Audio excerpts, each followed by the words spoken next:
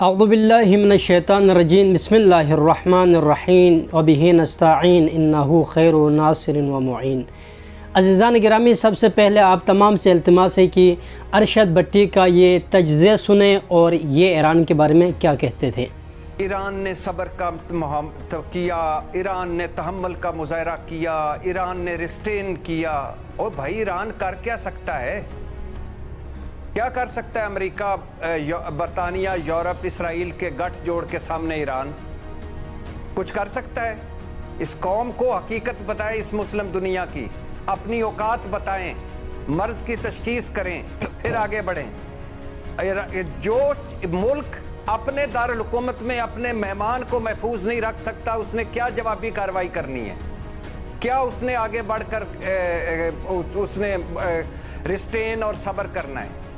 عزیزان گرامی، سب سے پہلے اس کو چاہیے تھا کہ زبان بند رکھیں، ارشد بٹی کو چاہیے تھا کہ زبان بند رکھیں، کیونکہ آپ کے پاس وہ حیثیت ہی نہیں ہے کہ آپ لوگوں کے اوپر تجزیہ کر سکیں، ملکوں کے اوپر تجزیہ کر سکیں۔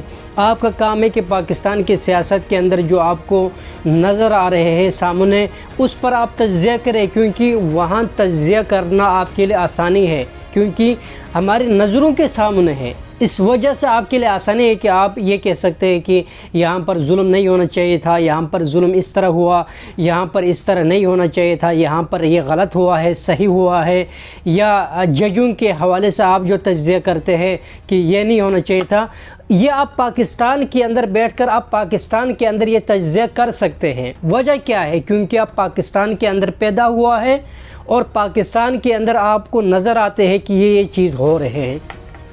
لیکن آپ کو یہ حق نہیں بنتا تھا کہ آپ ایران کے حوالے سے تجزیہ کریں۔ آپ کیا تجزیہ کر رہے ہیں کہ ایران نے آج تک کیا کیا؟ ایران نے آج تک کیا نہیں کیا؟ مجھے یہ بتائے ارشد بٹی، مجھے یہ بتائے ایران نے آج تک کیا نہیں کیا؟ ایران نے وہ کر دکھایا جو پورے امت مسلمہ نہیں کر سکتے تھے۔ کیا کیا ایران نے؟ ایران نے حزب اللہ کی مدد کی۔ آج تک حزب اللہ کی جو مدد کر رہے ہیں اس کا نام ایران ہے۔ غزہ میں دیکھیں، غزہ کی کون مدد کر رہے ہیں؟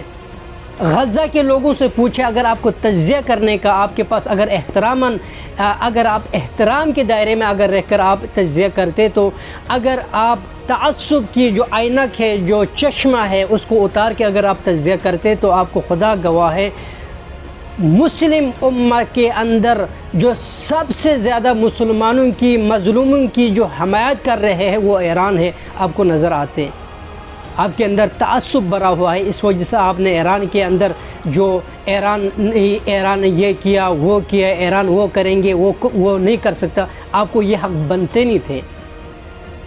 آپ کو حق بنتا تھا کہ اگر تجزیہ کرے تو آپ سعودی عرب پہ کرتے، وہاں نزدیک ہے۔ آپ کو حق بنتا تھا کہ آپ ترکی کے حوالے سے آپ کو تجزیہ کرتے، آپ کا حق بنتا تھا، کیونکہ وہ نزدیک ہے، غزہ سے، لبنان سے نزدیک ہے، فلسطین سے نزدیک ہے۔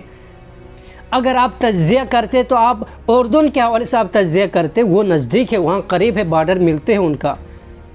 سیدھا جا کر آپ حالانکہ عراق آتے ہیں، عراق کے بعد شام آتے ہیں، شام کے بعد جا کر پتہ نہیں وہاں اسرائیل آتے ہوں گے، آپ سیدھا جا کر چھلانگ آپ نے مارا ایران کے اوپر کہ ایران نے کیا کیا، کیا نہیں کیا۔ جب سے مسلمانوں کی جو حفاظت کر رہے ہیں، اگر دنیا میں دیکھا جائے تو ایران کے علاوہ نظر ہمیں کون آتے ہیں؟ کون ہے جو ایران کے علاوہ کوئی مدد کرنے والا ہے اس زمانے میں؟ کتنے میزائل جو ایران سے آتے ہیں، مسلم ممالک اس کو رکاتے ہیں، آپ کو نظر نہیں آتے؟ اس پر تجزیہ نہیں بنتے کیا؟ آپ کو تھوڑا سا خیال کرنا چاہیے تھا، آپ کو تھوڑا سا شرم آنا چاہیے تھا کہ آپ کو یہ حق بنتے نہیں ہے کہ آپ ایران پر تجزیہ کریں کہ ایران نے وہ نہیں کیا، ایران نے یہ نہیں کیا۔ غزہ کے ساتھ کون کھڑا ہے؟ فلسطین کے ساتھ کون کھڑے ہیں آج تک جو فلسطین کے ساتھ دے رہے ہیں؟ مسلمانوں کو کون جگا رہے ہیں کہ ایک ہو جائے، اتحاد ہو جائے، مل جل کر ایسے ظالم طاقتوں سے مل جل کر لڑیں گے؟ یہ کون بتاتے ہیں؟ آپ اپنی جہالت کو صحیح کریں، آپ جہالت کو ٹھیک کریں۔ پھر آپ کہتے ہیں کہ اپنے مہمان کو نہیں بچا سکا تو وہ دوسرے ملک پر کیسے حملہ کر سکیں گے، وہ دوسرے ملک پر کیسے حملہ کر سکیں گے؟ آپ کو شرم نہیں آیا یہ بات کرتے ہوئے کیا یہ آپ نے تجزیہ کیا ہے کہ وہاں صدر ٹرمپ پر جو حملہ ہوا ہے اس کا مطلب یہ ہے کہ امریکہ دوسروں پر حملہ نہیں کر سکتے، دوسروں پر میزائل نہیں داغ سکتے؟ اس سے مراد ہم یہ لے لیں گے؟ پاکستان کی مثالیں لے لیں، کتنے سیاستدان کو ہم نے قتل کر دیا ہے، کتنے سیاستدان پاکستان کے اندر شہید ہو چکے۔ اس سے مراد یہ ہے کہ گھر والے نہیں بچا سکتے، گھر والے بچا نہیں سکتے تو دوسروں کو کیسے ماریں گے؟ ہم اس کا تجزیہ یہ نکالیں۔ مہمان آیا تھا تو اس میں بغاوت ہوا ہے، بغاوت مسلمانوں کے اندر یہ تاریخ اسلام میں، تاریخ اسلام پڑھے تو صحیح، دیکھے تو صحیح، یہ تاریخ اسلام میں ہمیں بہت بار ملیں گے۔ بغاوت مسلمان کرتے، اس کا ایران سے کیا تعلق؟ ایران کے کیا قصور؟ بغاوت کرنے والے دین اسلام میں پیغمبر اسلام کے ساتھ بغاوت کیا ہے، حضرت امام حسن علیہ السلام کے ساتھ بغاوت کیا تھا، ائمہ اطہار کے ساتھ بغاوت کرتے ہوئے ائمہ اطہار کو قتل کر دیا ہے۔ کیا ہمیں تاریخ اسلام میں نہیں ملتے اس طرح کے واقعات؟ کتنے اصحاب کو بغاوت کے ذریعے قتل کر دیا ہے، کیا ہمیں یہ نہیں ملتے اس طرح کی چیزیں؟ لہٰذا اس طرح باتیں نہ کریں کہ کوئی ملک میں قتل ہوا ہو تو اس سے ہم یہ مراد لیں کہ وہ دوسروں پر حملہ نہیں کر سکتے۔ ایران کے علاوہ کوئی ملک مجھے دکھا دے، کوئی اسلامی ملک مجھے دکھا دے جو مسلمانوں کے ساتھ خیر خواہ ہو، جو مظلوموں کے ساتھ خیر خواہ ہو، مجھے دکھا دے کوئی ملک۔ ارشد بٹی آپ تعصب کی عینت کو اتار دے، حق بتا دے لوگوں کو، کیونکہ آپ نہ بتا سکتے تو اس سے مراد یہ نہیں کہ لوگ نہیں سمجھ پائیں گے۔ ہر مظلوم سمجھ چکے ہیں، ہر مظلوم ایران سے محبت کرنے میں ابھی دلچسپی ان کے دل میں پیدا ہوا ہے۔ کتنے دشمن تھے ایران کے، وہ بھی آخر کار یہ کہنے پر آگے ہے کہ ایران سے بڑھ کر ہمارا خیر خواہ کوئی نہیں ہے۔ ہمیں ایسے بھی لوگ ہمیں نظر آ رہے ہیں۔ پاکستان میں بیٹھ کر ایران پر تجزیہ کرنے والا ارشد بٹی، آپ کو حیا آنا چاہیے، آپ کو شرم آنا چاہیے ایسی چیزوں پر جو آپ ایران پر تجزیہ کر رہے ہیں۔ ایران کے علاوہ کوئی خیر خواہ نہیں ہے جو مظلوموں کی مدد کرے۔